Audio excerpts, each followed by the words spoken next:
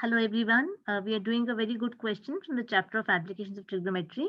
It is not a textbook NCERT question. So it states that a path separates two walls. A ladder leaning against one wall rests at a point on the path. It reaches a height of 90 meters on the wall and makes an angle of 60 degrees with the ground. If while resting at the same point on the path, it were made to lean against the another wall, it would have made an angle of 45 degrees with the ground. Find the height it would have reached on the second wall. Also find the distance between the walls. So we need to find out two things. Uh, we have two walls given to us, and the ladder rests at one point um, on the ground. Other end rests at the wall, making an angle of 60 degrees with the ground. The same ladder, when remaining at the same position, is shifted. So that means this ladder is same as this ladder. That means the length of the ladder will remain same in both the conditions. Now this time when it rests against this wall, the angle made is 45 degrees. So let us see the solution. How do we solve the question? So I have tried to represent the condition diagrammatically. I have AB represents the path and R is the point of reference here. What more is given? AC and BP are the two walls. DA is equal to the height of the point against which the endpoint of the ladder rests. This distance is how much? It is 90 meters. And this BQ I take where the ladder next second time rests against the wall such that the height of that point above the ground level is H meters. So let us mark that in the figure. So let us mark that. I mark DA is equal to 90 meters and I mark BQ is equal to H meters. AR I take to be as X meters and BR I take to be as Y meters. Now the length of the ladder, in both the cases it is the same ladder. Once it rests along the wall AC, the second time the same ladder is resting against the wall EB. That means the length of the ladder remains same. I suppose that the length of the ladder, let's say it be L meters. So I mark it as L meters here and I mark L meters here also. Now we'll take up the triangles one by one and try to find out what all is required. I first of all take triangle DAR. Now in DAR, this is the known side, this is the unknown, and this is also unknown. So let me find out the length of the ladder first. To find out the length of the ladder, this angle is 60 degrees given to us.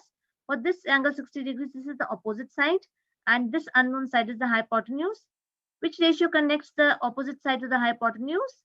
It is sine theta. So I'll write sine 60 is equal to the opposite side AD upon the hypotenuse dr. So I get sine 60 is how much? Sine 60 is root 3 upon 2. I get root 3 upon 2 is equal to 90 upon L, which gives me L is equal to 19 to 2 by root 3.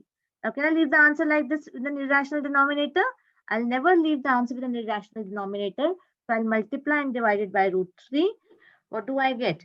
Let me write it once again. 90 into root 3 into 2 divided by 3. This 3 and 90 cancels to give me 30.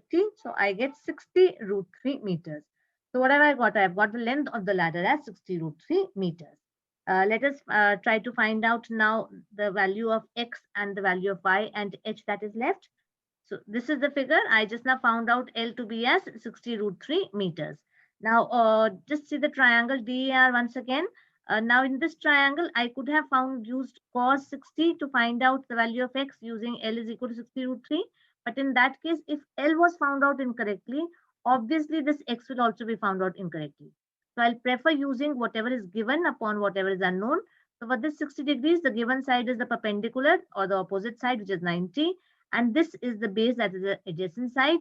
So that is x. So I'll use tan 60 is equal to opposite side upon the adjacent side, which is 90 upon x.